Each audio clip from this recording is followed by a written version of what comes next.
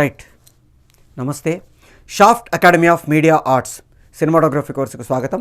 నేను డాక్టర్ చిల్కమరి నటరాజ్. మనం ఈ సినిమాటోగ్రఫీ కోర్సులో డిఫరెంట్ సబ్జెక్ట్స్ని ఎలాబొరేటెడ్గా ఒక్కొక్క మాడ్యూల్లో డిస్కస్ చేసుకుంటూ వస్తున్నాం. థియరీ ఏంటి, ప్రాక్టికల్ ఏంటి, మనం నేర్చుకున్న థియరీని ప్రాక్టికల్గా ఎట్లా ఎక్కడెక్కడ ఏ స్టేజ్లో అప్లై చేసుకుంటామో వీటన్నిటిని డిస్కస్ చేసుకుంటూ వస్తున్నాం. స్టేజెస్ ఆఫ్ ఫిల్మ్ మేకింగ్ ఏంటి, డెవలప్మెంట్ స్టేజ్లో ఇఫ్ సినిమాటోగ్రాఫర్ ఇన్వాల్వ్మెంట్ ఉంటే ఎలా ఉండాలి, ప్రీ ప్రొడక్షన్ స్టేజ్లో సినిమాటోగ్రాఫర్ ఏమేం చేస్తాడు, డిపార్ట్మెంట్ ఏం చేస్తుంది, ప్రొడక్షన్ స్టేజ్లో సినిమాటోగ్రాఫరు అతని డిపార్ట్మెంట్ ఏమేమి వర్క్స్ ఉంటాయి, వీటన్నిటిని మనం డిస్కస్ చేసుకుంటూ వస్తున్నాం. ఈ ప్రాసెస్లో సినిమాటోగ్రాఫర్కు మాత్రమే తెలియాల్సిన కొన్ని రూల్స్ ఉన్నాయి. అంటే డైరెక్టర్కి తెలియకూడదా అంటే డైరెక్టర్కి తెలియాలి, సినిమాటోగ్రాఫర్కి తెలియాలి. మెయిన్గా సినిమాటోగ్రాఫర్ కంటిన్యూటీ ప్రాసెస్లో కానీ లేకపోతే ఆప్టికల్ ఇల్యూజన్ క్రియేట్ చేసే ప్రాసెస్లో కానీ కొన్ని రూల్స్ ఉంటాయి. ఈ రూల్స్ తెలియకుండా సినిమాటోగ్రఫీ చేసేస్తే గుడ్డెద్దు చేలబడ్డట్టు ఉంటుంది తప్ప పర్ఫెక్ట్గా ప్రొఫెషనల్గా ఉండదు. ప్రొఫెషనల్గా ఉండాలంటే సినిమాటోగ్రఫీకి సంబంధించిన కొన్ని రూల్స్ని సినిమాటోగ్రాఫర్ తెలుసుకోవాలి. ఆ రూల్స్ తెలుసుకోవాలి.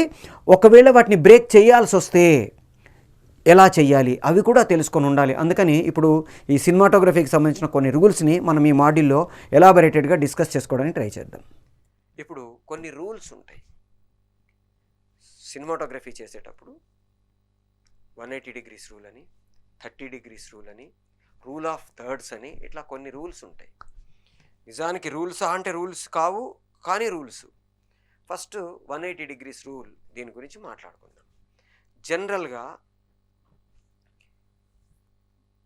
ఒక షాట్ పెట్టిన తర్వాత దాని నెక్స్ట్ షాట్ని, దాని తర్వాత పెట్టే షాట్స్ని ఎప్పుడు కూడా 180 degrees లైన్ క్రాస్ చేసి పెట్టకూడదు అనేది రూల్. అసలు 180 degrees రూల్ అంటే ఏంటి, అది డ్రై ఏంటి, ముందు అసలు దాని తాలూకు డీటెయిల్స్ మాట్లాడుకుంటే మీకు ఇంకొంచెం క్లారిటీ వస్తుంది. రైట్. ఇది కెమెరా, ఇది ఆబ్జెక్ట్. కెమెరా ఉండే దానికి ఒక లైన్ మనం గీసుకుంటే దానికి ప్యారలల్గా ఆబ్జెక్ట్ ఉన్న లైన్ ఒకటి గీసుకుంటే ఇవి రెండు 180 degreesలో ఉంటాయి. అంటే ఇప్పుడు అక్కడ కెమెరా ఉంది, ఆ కెమెరా లైన్ ఇది, ఇది ఆబ్జెక్ట్ లైన్ అనుకుందాం. ఈ రెండు 180 degrees లైన్లో ఉంటాయి. అంటే రెండు ప్యారలల్గా ఇలా ఉన్నాయి. రైట్. ఈ వెనక ఏరియాని అంటే 180 degrees లైన్ ఏదైతే ఆబ్జెక్ట్ లైన్ 180 degrees లైన్ ఉందో ఈ లైన్ వెనక ఏరియాని మనం డ్రై ఏరియా అంటాము. ఒక షాట్ పెట్టిన తర్వాత దాని నెక్స్ట్ షాట్ని ఈ డ్రై ఏరియాలో ఎక్కడా ప్లేస్ చేయకూడదు. ఇది 180 degrees రూల్. ఎందుకు చెయ్యకూడదు, చేస్తే నష్టం ఏంటి అనేది ఇప్పుడు మనము డిస్కస్ చేసుకుందాం. ఖచ్చితంగా 180 degrees రూల్ దాటకూడదా, దాటి ఇక్కడెక్కడ ప్లేస్ చేయకూడదా, చెయ్యకూడదనే రూల్ చెప్తుంది. కానీ కొన్నిసార్లు తప్పనిసరి పరిస్థితులు అయితే చేస్తామేమో. అది ఎప్పుడు చేస్తాము, ఎలా చేస్తాము అనేది కూడా మనం డిస్కస్ చేసుకుంటాం. ఎగ్జామ్షన్స్ ఏంటి కూడా మనం మాట్లాడుకుందాం. ఫస్ట్ అసలు 180 degrees rule. Camera line, object line రెండు ప్యారలల్గా ఉన్నాయి. ఈ ప్యారలల్గా ఉండే వెనక ఏరియా ఏదైతే డ్రై ఏరియా ఉందో ఆ డ్రై ఏరియాలో కెమెరా ప్లేస్ చేయడం వల్ల ఒక రెండు ప్రాబ్లమ్స్ వస్తాయి. ఒకటి బ్యాక్గ్రౌండ్ కన్ఫ్యూజన్, రెండు రైటు లెఫ్ట్ కన్ఫ్యూజన్. ఈ రెండు కన్ఫ్యూజన్స్ వస్తాయి. బ్యాక్గ్రౌండ్ కన్ఫ్యూజన్ అంటే ఇప్పుడు ఫర్ ఎగ్జాంపుల్ నేను ఇక్కడున్నాను, కెమెరా అక్కడుంది, నా వెనక గ్రీన్ కలర్ ఉంది, కెమెరా వెనక బ్రౌన్ కలర్ ఉంది. గ్రీన్ మ్యాట్ స్టూడియో కాబట్టి కీయింగ్ చేసుకుంటాం, సరే వాట్ ఎవరు వీళ్ళెవరు బ్యాక్గ్రౌండ్ సెట్ చేస్తారు అది ఓకే. నా వెనక ఉండే బ్యాక్గ్రౌండ్కి కెమెరా వెనక ఉండే బ్యాక్గ్రౌండ్కి ఒక సంబంధం లేదు. పొరపాటున ఇక్కడికి వస్తే గ్రీన్ బదులు బ్రౌన్ కనబడుతుంది. ఇది వేరే ప్లేసు ఇంకెక్కడో జరుగుతుంది అని ప్రేక్షకుడు కన్ఫ్యూజ్ అయ్యే అవకాశం ఉంటుంది. ఫర్ ఎగ్జాంపుల్ బీచ్లో షూట్ చేస్తున్నాం, ఒకవైపు సముద్రం ఉంది, ఆర్కే బీచ్ అనుకుందాం, వైజాగ్లో ఉండే ఆర్కే బీచ్ అనుకుందాం, లేదా మెడ్రాస్ బీచ్ అనుకుందాం, లేకపోతే గోవా బీచ్ అనుకోండి, బాంబే బీచ్ అనుకోండి, జుహూ బీచ్ అనుకోండి, ఎక్కడైనా సరే మీకు తెలిసిన బీచ్, మీకు ఊహ తెలిసిన బీచ్, లేదా మీకు బీచ్ తెలియకపోతే నది ఒడ్డున అనుకుందాం. ఒకవైపు నీళ్లున్నాయి, ఇంకోవైపు ఊరుంది. నీళ్ల వైపు ఆర్టిస్ట్ని పెట్టి ఊరు వైపు కెమెరాను పెట్టి, అంటే నీళ్లకు ఫేస్ చేస్తూ కెమెరాను పెట్టి నేను షూట్ చేశా. Very good. అంటే ఆర్టిస్ట్ల బ్యాక్లో నీళ్లు ఉన్నాయి, అంటే సముద్రం ఉంది లేదా నది ఉంది. దీని వెనుకకు నేను తీసుకొని వచ్చాను అనుకోండి, సముద్రం ప్లేస్లోకి ఇళ్ళు కనబడుతూ ఉంటాయి, ఊరు కనబడుతూ ఉంటుంది. ప్రేక్షకుడు వీళ్ళు బీచ్ దగ్గర నుంచి ఊరికి ఎప్పుడు వెళ్ళారు అనుకుంటాడు. ఎందుకని? వాడికి మనం ఎక్కడ కెమెరా ప్లేస్ చేస్తున్నామో తెలియదు, దీనికంటే ముందు ఎక్కడ ప్లేస్ చేసామో తెలియదు. ప్రేక్షకుడికి కనబడే ఫ్రేములో కనబడే ఏదైతే ఉందో అదే నిజం, దాన్నే ఆలోచిస్తాడు. స్క్రీన్ డైరెక్షన్ అని ఇంకొక సబ్జెక్టు గురించి మనం తర్వాత మాట్లాడుకుంటాం, ఇంకొక మాడ్యూల్లో డిస్కస్ చేసుకుంటాం. స్క్రీన్ డైరెక్షన్ కూడా ఎంట్రీస్ ఎగ్జిట్స్ ఇవన్నీ చాలా పెద్ద ప్రాసెస్. సో ఎటు నుంచి వచ్చాడు, ఎటు వెళ్ళాడు, వెనకేముంది, ముందేముంది ప్రేక్షకుడికి తెలియదు. నేను కెమెరా ఎక్కడ పెట్టానో ప్రేక్షకుడికి సంబంధం లేదు. నేను కెమెరాలోకి ఎటు నుంచి వస్తున్నాను, ఎటు వెళ్తున్నాను మాత్రమే చూస్తాడు. అట్లాగే ఇక్కడ కూడా నా వెనక గ్రీన్ కలర్ పోయి బ్రౌన్ కలర్ వచ్చిందనుకోండి, ప్రేక్షకుడు షాక్ తింటాడు. అదేంటి వీళ్ళు ఇంతసేపు ఇక్కడ ఉన్నారు కదా, ఎక్కడికి పోయారు? సముద్రం ప్లేస్లో ఒక ఊరు కనబడింది అనుకోండి, ఇదేంటి బీచ్ దగ్గర ఉన్నారు కదా, ఇప్పుడు సడన్గా ఊర్లోకి ఎప్పుడు పోయారు అని కన్ఫ్యూజ్ అవుతాడు. దీన్ని బ్యాక్గ్రౌండ్ కన్ఫ్యూజన్ అంటాం. అట్లాగే లెఫ్ట్ టు రైట్ కన్ఫ్యూజన్. ఇప్పుడు ఫర్ ఎగ్జాంపుల్ కెమెరా అక్కడ ఉంది, రెండు ఆబ్జెక్టులు ఇక్కడ ఉన్నాయి. ఇది సుబ్బారావు, ఇది వెంకట్రావు అనుకుందాం. నా కుడి చెయ్యి సుబ్బారావు ఎస్, నా ఎడమ చెయ్యి వెంకట్రావు ఆర్ వి, రైట్. ఇప్పుడు కెమెరా ఇక్కడ ప్లేస్ చేసా, అక్కడ ప్లేస్ చేసినప్పుడు లెఫ్ట్ ఆఫ్ ది కెమెరా నా రైట్ హ్యాండ్ లేదా సుబ్బారావు ఉన్నాడు, right of the camera Venkatrao ఉన్నాడు. ఓకే, ఇక్కడ ప్లేస్ చేశాను అనుకోండి, సేమ్ మార్లా. ఇక్కడ ప్లేస్ చేసా మార్లా, ఇక్కడ ప్లేస్ చేసా మార్లా. ఈ ఏరియాలో ఎక్కడ ప్లేస్ చేసినా లెఫ్ట్ లెఫ్టే, రైట్ రైటే ఉంది. దాన్ని తీసుకొచ్చి ఇక్కడ ప్లేస్ చేశాను అనుకోండి, వెనక ప్లేస్ చేశాను అనుకోండి, ఇప్పుడు లెఫ్ట్ ఆఫ్ ది కెమెరా ఇదైపోయింది, రైట్ ఆఫ్ ది కెమెరా ఇదైపోయింది, షిఫ్ట్ అయిపోయింది. ప్రేక్షకుడికి నేను కెమెరా షిఫ్ట్ చేశాననే విషయం తెలియదు. వీడు ఇంతసేపు రైట్లో ఉన్నాడు, వీడు లెఫ్ట్లో ఉన్నాడు, సడన్గా మారిపోయారేంటి, ఇక్కడ కదా ఉండాల్సింది అన్న షాక్ తింటాడు తప్ప ఓ కెమెరా వెనక పెట్టారా అనుకోడు. టైటానిక్స్ లాంటి సినిమాలోనే ఒక 2 సెకండ్లు కన్ఫ్యూజ్ అవుతాం. ఎందుకని? సముద్రంలో పడవ మునిగిపోతుంది, ఇలా మునిగిపోతుంది, కెమెరా ఇటువైపు పెట్టినంతసేపు ఇలా మునిగిపోతుంది, కెమెరా ఇటు షిఫ్ట్ చేస్తే ఇలా తిరిగిపోయింది, ఇటు కదా మునిగిపోయింది, ఇటు ఎప్పుడు మునిగిపోయింది అని ప్రేక్షకుడు షాక్ తింటాడు. కానీ ఇటు పెట్టాల్సిన అవసరం పడుతుంది కంపల్సరీ ఎప్పుడో ఒక చోట. అలాంటప్పుడు ఏం చెయ్యాలి? ఇది చాలా కన్ఫ్యూషన్. సో డ్రై ఏరియాలో కెమెరా పెట్టకూడదు నెక్స్ట్ షాటు అనేది రూల్ అయితే, మరొకవేళ పెట్టాల్సి వస్తే కనెక్టింగ్ షాట్ అంటాము. కనెక్టింగ్ షాట్ అంటే ఈ ఏరియాలో నుంచి కెమెరాని మూవ్ చేస్తూ ఈ ఏరియాలోకి షిఫ్ట్ చేసుకుంటూ వెళ్ళడం. అంటే కెమెరాని ఇలా పెట్టుకొని ఆబ్జెక్ట్లను ఇక్కడ ఉంటే ఆబ్జెక్ట్లను దాటి మనం అటువైపు వెళ్తే కెమెరా మూవ్ అవుతూ ఆ ఏరియాలోకి ఎంటర్ అవ్వడం వల్ల 2 అడ్వాంటేజెస్ జరుగుతాయి. ఒకటి, అక్కడ ఉండే బ్యాక్గ్రౌండ్కి ఇది ఎలా ఇలా ఇలా యాడ్ అవుతూ ఈ బ్యాక్గ్రౌండ్ యాడ్ అవుతుంది, యాడింగ్ ది బ్యాక్గ్రౌండ్ అంటాం. అంటే ఇలా కెమెరా టర్న్ అయ్యే ప్రాసెస్లో ఈ బ్యాక్గ్రౌండ్ నుంచి ఈ బ్యాక్గ్రౌండ్, ఈ బ్యాక్గ్రౌండ్, ఈ బ్యాక్గ్రౌండ్, ఈ బ్యాక్గ్రౌండ్ కలిసిపోవడం వల్ల ఓహోహోహో ఈ ఊరు కూడా ఈ సముద్రం పక్కనే ఉంది అని వాడు మెంటల్గా సైకలాజికల్గా సెట్ అయిపోయి నార్మల్గా చూస్తాడు. సడన్గా ఊర్లోకి ఎందుకు వెళ్ళారనే ఆలోచన రాకుండా ఓ సముద్రం పక్కనే ఊరుందా, ఈ నది పక్కనే ఊరుందా అనుకుంటూ చూస్తాడు. దీన్ని యాడింగ్ ది బ్యాక్గ్రౌండ్ అంటాము. బై టేకింగ్ కనెక్టింగ్ షాట్ మనము బ్యాక్గ్రౌండ్ని యాడ్ చేసుకుంటాము. రెండవది, ఆబ్జెక్ట్స్ అక్కడే ఉన్నాయి, మనమే వెనక్కి వచ్చాం కాబట్టి వీడి ప్లేస్లోనే ఉన్నాడు, వీడి ప్లేస్లో ఉన్నాడు, కానీ కుడి ఎడమలు మారాయి అని సైకలాజికల్గా ఒక ప్రేక్షకుడు ఫిక్స్ అవుతాడు ఈ కనెక్టింగ్ షాట్ తీసుకోవడం వల్ల. అందుకే ఎప్పుడు కూడా ఒక డ్రై ఏరియాలో కెమెరా పెట్టాలి అంటే వితౌట్ కనెక్టింగ్ షాట్ పెడితే ప్రేక్షకుడు కన్ఫ్యూజ్ అవుతాడు. కొన్నిసార్లు ఎఫెక్ట్ల కోసం పెడతాం, డింగ్ డింగ్ డింగ్ డింగ్ అని వాడిని విన్నట్టు మార్చి కూడా షాట్ చేసుకుంటాం. అదొక సెకండ్, ఓ వీడు మార్చాడరా అని ప్రేక్షకుడు అనుకుంటాడు, కావాలని మార్చాడరా అనుకుంటాడు. కానీ ఇలా ఎందుకు జరిగింది అనుకోడు, ఇలా ఉండాలి కదా అనుకోడు. అలా ఉండాలి కదా అని కన్ఫ్యూజన్ రాకుండా ఉండాలంటే మనం ఆ కనెక్టింగ్ షాట్ తీసుకొని ఇటువైపు నుంచి ఇటువైపుకి కెమెరాని తీసుకొని వచ్చి విత్ మూమెంట్ ప్రేక్షకులు చూస్తూ ఉండగా, కనెక్టింగ్ షాట్ అనేది ఎప్పుడు కూడా ప్రేక్షకులు చూస్తూ ఉండగా తీసే షాటు. అంటే బీచ్ వైపు ఆర్టిస్టులు ఉన్నారు, బీచ్ నుంచి నెమ్మదిగా ఇట్లా తిరిగాను, ఆ పక్కన ఉండే బీచ్ పక్కన ఉండే చిన్న గోడ కనబడింది, అక్కడి నుంచి రోడ్డు కనబడింది, ఇటువైపు తిప్పాము, బిల్డింగులు కనబడ్డాయి. వీళ్ళు ఇక్కడే ఉన్నారు, వీళ్ళ వెనక నుంచి మనం ఆ షాట్ తీసుకునే ప్రాసెస్లో బీచ్ పక్కనే ఉండే బిల్డింగ్లు అన్నీ కనబడతాయి కాబట్టి ప్రేక్షకుడు బ్యాక్గ్రౌండ్ గురించి కన్ఫ్యూజ్ కాడు. అట్లాగే లెఫ్ట్ రైటు, వీడు లెఫ్ట్లోనే ఉన్నాడు, వీడు రైట్లోనే ఉన్నాడు, నేనే బ్యాక్ వచ్చాను కాబట్టి వీడు లెఫ్ట్ రైటు మారిన ఫీలింగ్ నాకు కలుగుతుంది అని క్లారిటీతో ప్రేక్షకుడు చూస్తాడు. ఆ కన్ఫ్యూజను ఆ జెర్క్స్ రాకుండా కంఫర్టబుల్గా చూస్తాడు కాబట్టి 180 డిగ్రీస్ని క్రాస్ చేయాలనుకున్నప్పుడు కనెక్టింగ్ షాట్ వేసుకుంటాము. ఇది 180 డిగ్రీస్ రూలు. సో ఒక రూల్ అవసరమా, బ్రేక్ చెయ్యకూడదా, చెయ్యకూడదని రూల్ ఏం లేదు. ప్రేక్షకుడికి అవునబ్బా వెనక్కి వచ్చా అయితే ఏంటి, నా ఇష్టం చూస్తాడు, కొంచెం జరుకు తిన్నా కానీ తర్వాత అలవాటు పడిపోతాడు. కానీ వాడికి కన్ఫ్యూజ్ అయ్యే అవకాశం కూడా ఇవ్వకుండా మనం షార్ట్ చేస్తే కొంతమంది డైరెక్టర్స్ కావాలని రూల్స్ బ్రేక్ చేస్తారు. ఏమనేటి లేదైనా తొక్కలో పెట్టవాయి తెలికే అంటాడు. సార్ కన్ఫ్యూజ్ అవుతారు. అవుతారు అయితే ఏంటిది, బ్యాక్గ్రౌండ్ ఇది కాదు అనుకున్నాడు, అనుకుంటే ఏంటి, నాకు సీన్ చూస్తున్నాడు కదా, సీన్లో ఎమోషన్ కంటే క్యారీ అవుతున్నాయి కదా, నీకెందుకే అంటాడు. సో ఒక రూల్ ఉన్నప్పుడు ఆ రూల్ని మనం ఫాలో అయితే కన్ఫ్యూజన్ లేకుండా చూపిస్తాం. ఫాలో కాకుండా ప్రేక్షకుడే ఫాలో అవుతాడులే అనుకొని కూడా కొంతమంది చూపిస్తారు. బట్ రూల్ తెలియాలి, రూల్ని బ్రేక్ చేయాలంటే ఏం చెయ్యాలో తెలియాలి. Making the rule, breaking the rule రెండు కూడా తెలిస్తే అంత కంఫర్టబుల్గా చేయొచ్చు అనేది మనకు అర్థమవుతుంది. సో ఇది ఒక రూల్, సినిమాటోగ్రఫీకి సంబంధించి ఈ 180 డిగ్రీస్ రూల్ ఒక రూల్. మనకు ఈ సినిమాటోగ్రఫీలో ఇంకొక రూల్ ఉంటుంది, దాన్ని మనం 30 డిగ్రీస్ రూల్ అంటాము. జనరల్గా ఇది సినిమాటోగ్రఫీకి సంబంధించిన రూలా, ఎడిటింగ్కి సంబంధించిన రూలా, చిన్న కన్ఫ్యూజన్ ఉంటుంది.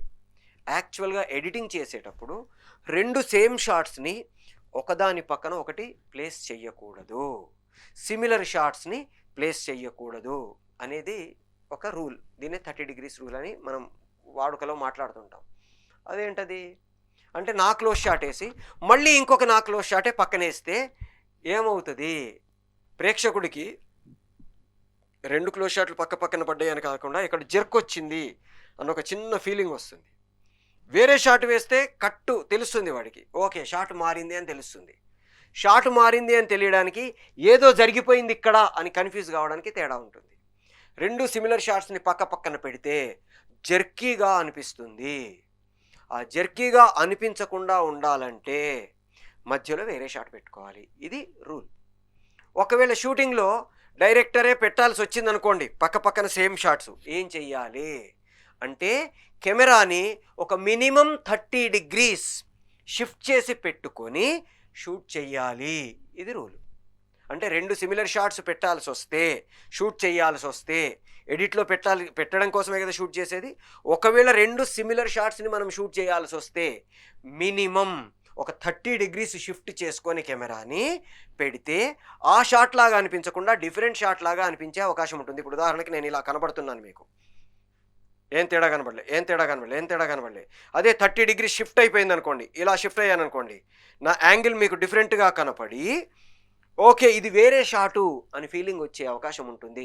ఇలా ఉన్నాను మళ్ళీ ఇదే షాట్ పెట్టాడు అనుకోండి, జర్క్ తప్ప సేమ్ షాట్ అని ఫీలింగ్ రాదు ప్రేక్షకుడికి, ఏదో జర్క్ వచ్చిందని ఫీలింగ్ వస్తుంది. దాని బదులు నేను ఒక 30 డిగ్రీస్ కెమెరాని షిఫ్ట్ చేసి ఇది వేరే షాటు, ఇంకొక యాంగిల్ నుంచి తీసుకుంటున్నారు అన్న ఫీలింగ్ వస్తుంది. ఒక మినిమం 30 డిగ్రీస్ దాటితేనే ఆ ఫీలింగ్ వస్తుంది. 20 డిగ్రీస్ షిఫ్ట్ చేస్తే ఆ ఫీలింగ్ తెలియదు, ఆ తేడా తెలియదు మనకు. అందుకని 30 డిగ్రీస్ కంటే ఎక్కువ 40 డిగ్రీస్ పెడతారా, 50 డిగ్రీస్ పెడతారా, 90 డిగ్రీస్ పెడతారా, 180 డిగ్రీస్ పెడతారా, మీ ఇష్టం.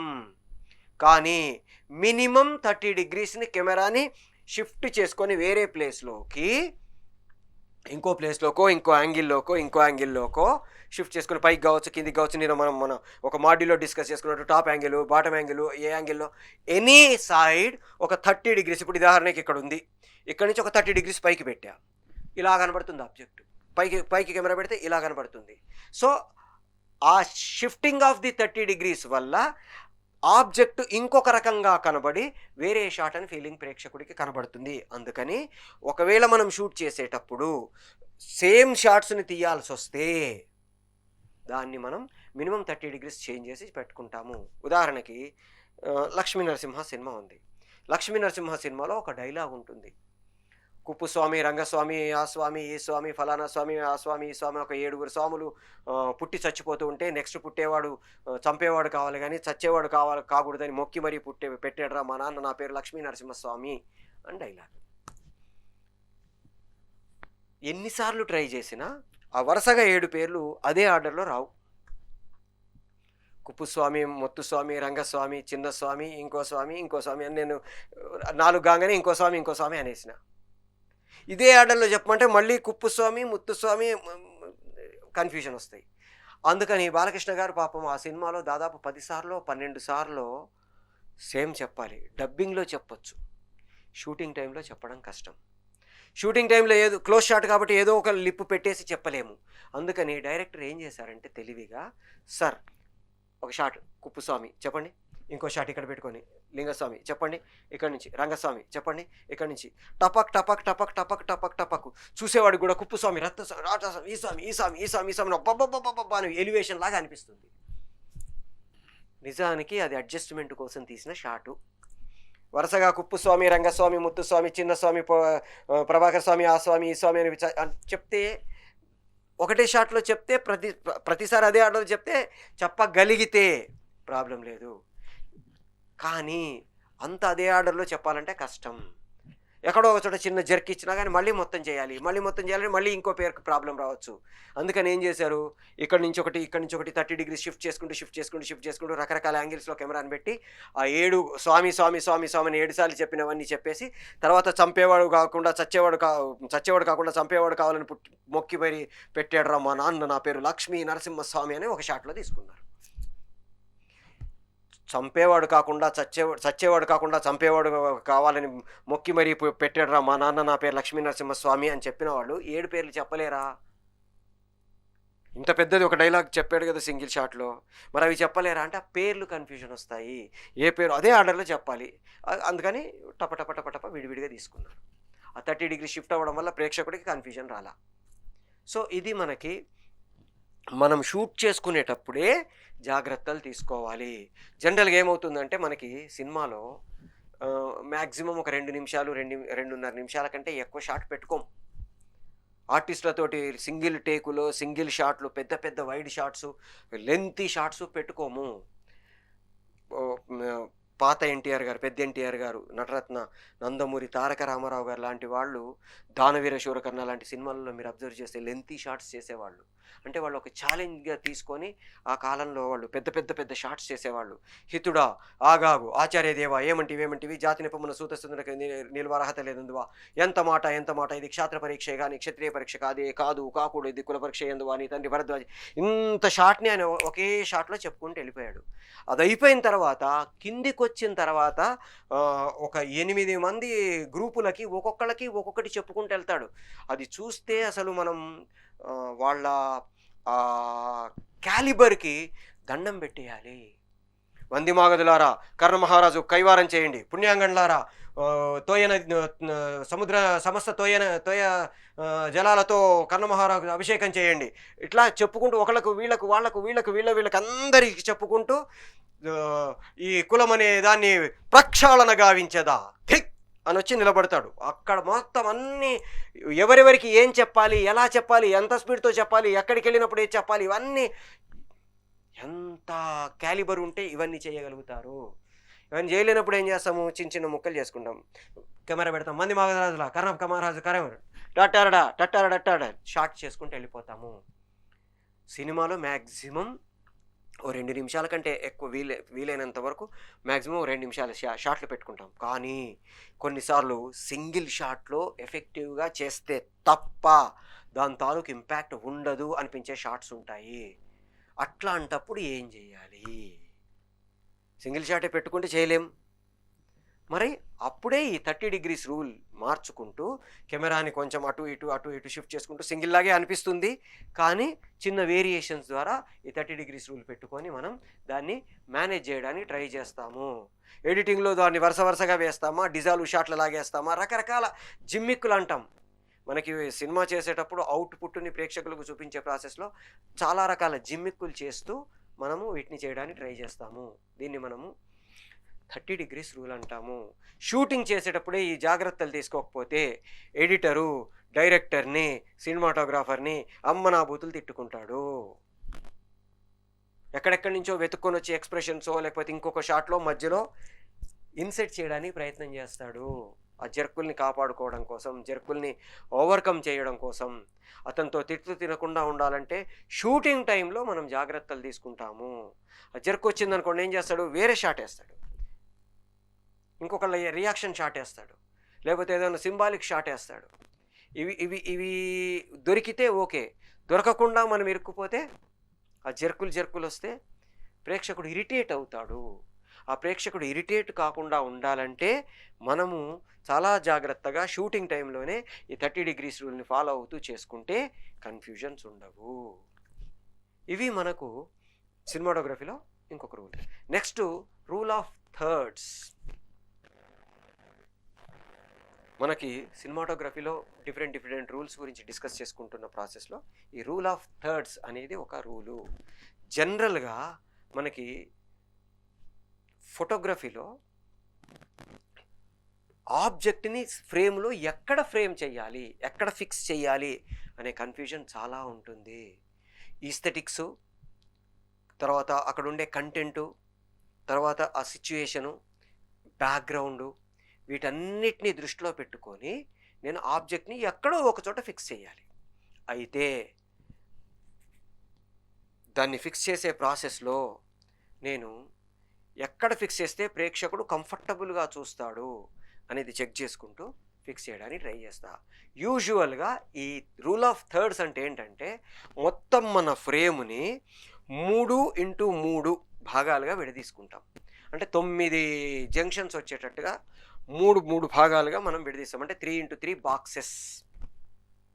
ఇక్కడ మనకి ప్రతి ప్లస్ అంటే ఒక కాలం ఒక రో కలిసే ప్లస్ ఏరియాలు ఏవైతే ఉన్నాయో అవి మనకి ఒక 6 ప్లేస్లు వస్తాయి. 6 జంక్షన్స్ అంటాం వాటిని. ఒక ఆబ్జెక్ట్ని నేను ప్లేస్ చేసేటప్పుడు ఈ 6 ప్లేసులలో అంటే రూల్ ఆఫ్ థర్డ్స్లో 3 భాగాలు చేసుకున్న థర్డ్లో అంటే 1/3 1/3 1/3 1/3 1/3 1/3 1/3 1/3 1/3 అట్లా మనం డివైడ్ చేసుకున్న దాంట్లో ఈ 6 జంక్షన్స్ ప్లేసుల్లో ఆబ్జెక్ట్ తాలూకు మేజర్ అంటే ఇప్పుడు నేను నా క్లోజ్ షాట్ తీస్తున్నాను అనుకోండి, నా కళ్ళు ఈ జంక్షన్లో వచ్చేటట్టుగా, లేదా ఈ జంక్షన్లో ఐదర్ ఎనీ జంక్షన్ ఏదో ఒక జంక్షన్లో వచ్చేటట్టుగా ప్లేస్ చేసుకుంటే ప్రేక్షకుడు దాన్ని చూసినప్పుడు విజువల్గా కానీ లేకపోతే ఈస్థెటికల్గా కానీ సైకలాజికల్గా కానీ కన్ఫ్యూజన్ లేకుండా కంఫర్టబుల్గా వాడి ఐ స్ట్రెస్ కాకుండా చూడడానికి అవకాశం ఉంటుంది. జనరల్గా ఏమవుతుందంటే ఇప్పుడు కెమెరా ఇలా ఉంది, నేను ఇక్కడ నిలబడి మొత్తం క్లాస్ అంతా చెప్తున్నాను అనుకోండి, మీ ఐ లెఫ్ట్కి కాన్సన్ట్రేట్ చేసే ప్రాసెస్లో స్ట్రెయిన్ అవుతుంది. ఇక్కడ నిలబడి చెప్తున్నాను అనుకోండి, సేమ్ ప్రాబ్లం వస్తుంది. నేను సెంటర్లో నిలబడి చెప్తున్నాను కాబట్టి మీకు ఐని రెండింటినీ మీరు కంఫర్టబుల్గా చూస్తూ ఉంటే మన ఐ స్ట్రెయిన్ కాదు. అయితే సినిమాలో క్యారెక్టర్స్ మారుతుంటాయి, షిఫ్ట్ అవుతుంటాయి, ఇవన్నీ అయినప్పుడు అన్నిటిని ఒక సైడ్ పెడుతూ షూట్ చేశాను అనుకోండి, సెంటర్లో పెడుతూ షూట్ చేశాను అనుకోండి, ప్రాబ్లం వస్తుంది. ఆ సెంటర్లో పెట్టి షూట్ చేయకుండా ఎట్ ది సేమ్ టైం అటు సైడ్లకు పెట్టి షూట్ చేయకుండా ఈ 6 బాక్సులలో పెట్టుకొని షూట్ చేస్తే మనకి ప్రేక్షకుడి ఐ స్ట్రెయిన్ కాకుండా కంఫర్టబుల్గా విజువల్గా ఈస్థెటికల్గా దాన్ని మైండ్లోకి ఎక్కించుకునే అవకాశం ఉంటుంది. దానికోసమని మేము ఈ రూల్ ఆఫ్ థర్డ్ని ఫాలో అవుతాము. అయితే ఇప్పుడు 2 క్యారెక్టర్స్ ఉన్నాయనుకోండి, ఓ క్యారెక్టర్ ఏ, ఓ క్యారెక్టర్ బి. ఈ క్యారెక్టర్ షాట్స్ చేసినప్పుడు సెంటర్లో పెడితే ఎవరు ఎటువైపు చూడాలో అర్థం కాదు. కంటిన్యూటీ కన్ఫ్యూజన్ అంటే మ్యాచింగ్ ది లుక్స్ అంటాం దీన్ని. ఈ మ్యాచింగ్ ది లుక్స్ కన్ఫ్యూజన్ వస్తుంది. ఇప్పుడు నేను చూస్తున్నాను, నేను కెమెరాకి రైట్ చూడాలా లెఫ్ట్ చూడాలా తెలియదు నాకు. అది మనం కంటిన్యూటీస్ గురించి ఇంకొక మాడ్యూల్లో మాట్లాడుకుంటాం. మొత్తం 8 రకాల కంటిన్యూటీస్ ఉంటాయి. ఈ 8 రకాల కంటిన్యూటీస్ ఏంటి అనేది మీకు చాలామందికి తెలియదు, మీకు తెలియదు. ఇన్ ద సెన్స్ ఇండస్ట్రీలో కూడా చాలామంది సీనియర్స్కి కూడా తెలియదు. ఈ 8 రకాల కంటిన్యూటీస్ ఏంటి, వాటి ఇంపార్టెన్స్ ఏంటి, వాటి గురించి మనం ఇంకొక మాడ్యూల్లో డిస్కస్ చేసుకుంటాం డైరెక్షన్ డిపార్ట్మెంట్కి సంబంధించిన దాంట్లోనే. అందులో ఈ మ్యాచింగ్ ది లుక్స్ అనేది one of the most important element. Look match అంటాం. ఇక్కడ నేను ఒక ఆబ్జెక్ట్గా నేను క్యారెక్టర్ చేసేటప్పుడు లెన్స్లోకి చూడాలా, రైట్కి చూడాలా, లెఫ్ట్కి చూడాలా, పైన చూడాలా, కింద చూడాలా నాకు తెలియదు. అదే నేను రూల్ ఆఫ్ థర్డ్ ఫాలో అవుతున్నాను అనుకోండి, నన్ను కెమెరాకి లెఫ్ట్కు పెడితే అంటే ఫ్రేమ్లో కెమెరా లెఫ్ట్ కెమెరా రైటు గుర్తుపెట్టుకోండి, కెమెరా పర్సెప్షన్లోనే చూసుకోవాలి. ఇప్పుడు నాది కుడి చెయ్యి కానీ ఇది కెమెరాకి లెఫ్ట్, నా ఎడమ చెయ్యి కానీ ఇది కెమెరాకి రైటు. అంటే ఆబ్జెక్ట్ తాలూకు రైట్ కెమెరాకి లెఫ్ట్ అవుతుంది, ఆబ్జెక్ట్ తాలూకు లెఫ్ట్ కెమెరాకి రైట్ అవుతుంది. ఇది చిన్న సెన్స్ గుర్తుపెట్టుకోవాల్సింది. కెమెరా నుంచే మనం మాట్లాడుతున్నాము. Right of the camera, left of the camera. Object right left of the camera అవుతుంది, object left right of the camera అవుతుంది. సో నా right hand left side of the camera ఉంది, నేను రైట్ సైడ్లో ఉన్నాను అనుకోండి, అంటే నా రైట్ అంటే కెమెరాకి లెఫ్ట్లో ఉన్నాను, నా పక్క ఆబ్జెక్టు కెమెరాకి రైట్లో ఉన్నాడు. పెట్టి తీసినప్పుడు ఆటోమేటిక్గా నేను ఈ వైపు ఉన్నా కాబట్టి కెమెరాకి లెన్స్కి అటు సైడ్ చూస్తాను, వీళ్ళు ఇటు ఉన్నారు కాబట్టి ఇటు సైడ్ చూస్తారు, కన్ఫ్యూజన్ రాదు. అదే సెంటర్లో పెట్టాను అనుకోండి, ఎటు చూడాలి, ఆర్టిస్ట్ పక్క ఆర్టిస్ట్కు రైట్ చూడాలా లెఫ్ట్ చూడాలా, ఈ లుక్ కన్ఫ్యూజన్ వస్తుంది, మ్యాచ్ కాదు. అందుకని ఏం చేస్తాము, పెట్టేటప్పుడే షూట్ చేసేటప్పుడే రూల్ ఆఫ్ థర్డ్ ఫాలో అయ్యి ఒక క్యారెక్టర్ తాలూకు రైట్ ఫ్రేమ్లో ఇంకొక క్యారెక్టర్ తాలూకు లెఫ్ట్ ఫ్రేమ్లో పెట్టుకుంటే వీళ్ళు ఇటు వాళ్ళు అటు చూసే ప్రాసెస్ కన్ఫ్యూజన్ రాదు కాబట్టి హ్యాపీగా వాళ్ళు దాన్ని ఫాలో అవుతూ వెళ్తారు. అందుకని దాన్ని మనం రూల్ ఆఫ్ థర్డ్స్ అంటున్నాము. అంటే టోటల్ ఫ్రేమ్ని 3 భాగాలు చేసుకొని 3 జంక్షన్స్, అంటే 3 అడ్డంగా 2 నిలువుగా, అంటే 6 జంక్షన్స్ వస్తాయి మొత్తం. ఈ 6 జంక్షన్స్లో ఒక ప్లేస్లో పెట్టుకుంటాం. ఒకటే క్యారెక్టర్ ఉన్నప్పుడు సెంటర్లో పెట్టుకోవచ్చు, సెంటర్ జంక్షన్స్లో. 2 క్యారెక్టర్స్ ఉన్నప్పుడు ఒకదాన్ని లెఫ్ట్ ఫ్రేమ్లో ఒకదాన్ని రైట్ ఫ్రేమ్లో సెట్ చేసుకొని ఆపోజిట్గా మనకి కన్ఫ్యూజన్ లేకుండా చెక్ చేసుకుంటాము. ఇట్లా మనం సినిమాటోగ్రఫీకి సంబంధించిన కొన్ని రూల్స్ మనం తెలుసుకోగలిగితే, ఫ్రేమ్ ఎక్కడ పెట్టుకోవాలో తెలిస్తే సినిమాటోగ్రఫర్తో ప్రతిసారి డిస్కషన్ రాదు. వాడు సార్ డ్రై ఏరియా సార్ అందులో పెట్టొద్దు సార్ అంటుంటాడు. ఏమవుతుంది అయ్యా డ్రై ఏరియా ఏంటి అని మనం అడగక్కర్లేదు. వాడిని అడిగితే వీడికి ఇది కూడా తెలియదా అని అనుకునే అవకాశం ఉంటుంది. అందుకని మనం ఇవన్నీ తెలుసుకొని సెట్లోకి వెళ్తే సినిమాటోగ్రాఫర్స్ యూజ్ చేసే టెక్నికల్ టర్మినాలజీ మనం వాడితే ఆటోమేటిక్గా ఓకే వీడికి తెలుసు, వీడితో మనం జాగ్రత్తగా పనిచేసుకోవాలి, లేకపోతే వీడు ఆడుకుంటాడు అని ఒక ఫీలింగ్ సినిమాటోగ్రాఫర్కి వస్తే మనం చెప్పినట్టుగా ఎగ్జిక్యూట్ చేస్తాడు. ఫస్ట్ డే ఫస్ట్ షూట్ చేసేటప్పుడు డైరెక్టర్ తాలూకు కమాండు, డైరెక్టర్ తాలూకు క్యాలిబరు, డైరెక్టర్ తాలూకు లీడర్షిప్ క్వాలిటీసు మొత్తం టీంలో ఉండే వాళ్ళందరినీ ఫాలో కావాలా, వాళ్ళు ఇష్టం వచ్చినట్టు చేసుకోవాలా అనేది డిసైడ్ చేసుకునేటట్టు చేస్తాయి. సో నాకు నాలెడ్జ్ ఉంది నేను పొగర్లాగా చూపించకుండా, బాబు నాకు కూడా తెలుసు, నేను చెయ్యగలను, నేనేం చెయ్యాలనుకుంటున్నానో నాకు తెలుసు, నేనేం చేస్తున్నానో నాకు తెలుసు, నేనేం చెయ్యాలో నాకు తెలుసు అనే విషయం డైరెక్టర్గా మిగతా అన్ని క్రాఫ్ట్లకి నేను ఒక క్లారిటీ ఇచ్చిన వాళ్ళలాగా నేను వర్క్ చేసుకుంటే అందరూ మనకు అనుకూలంగా కంఫర్టబుల్గా మనతో పాటు ట్రావెల్ చేస్తూ వర్క్ చేస్తారు. లేకపోతే ఎవడి ఇష్టం వచ్చినట్టు వాడు వర్క్ చేస్తాడు. సో కొన్ని రూల్స్ తెలుసుకోవాలి, వాటిని ఫాలో అవ్వాలి, వాటిని యూజ్ చేయాలి. అవసరం అనుకుంటే బ్రేక్ ఎలా చేయాలో కూడా తెలుసుకోవాలి, వాటిని బ్రేక్ చేసుకునాలి. ఇది మనకి సినిమాటోగ్రఫీకి సంబంధించిన కొన్ని బేసిక్ రూల్స్. సో ఇంకా కొన్నిటిని మనం ఇంకొక మాడ్యూల్లో డిస్కస్ చేసుకోవడానికి ట్రై చేద్దాం. మనకు షాఫ్ట్ అకాడమీ డిఫరెంట్ కోర్సెస్ని ఆఫర్ చేస్తుంది. సినిమా మేకింగ్కి సంబంధించి, ఫిలిం ఇండస్ట్రీకి సంబంధించి 3 major wings, film making, fine arts, animation, ఈ మూడిట్లలో కూడా right from the diplomas to post graduation different స్టేజెస్లో మనకి డిఫరెంట్ కోర్సెస్ని ఆఫర్ చేస్తుంది. అది కూడా అతి తక్కువ ఫీజులతోటి, యూనివర్సిటీ అఫిలియేషన్ తోటి, ఒక Potti Sriramulu Telugu university, Annamalai university, Krishna university లాంటి యూజీసీ రికగ్నైజ్డ్ యూనివర్సిటీస్ అఫిలియేషన్తో మనకి అథెంటిక్ సర్టిఫికేషన్ తోటి మనకు అతి తక్కువ ఫీజులతో కోర్సెస్ని ఆఫర్ చేస్తుంది.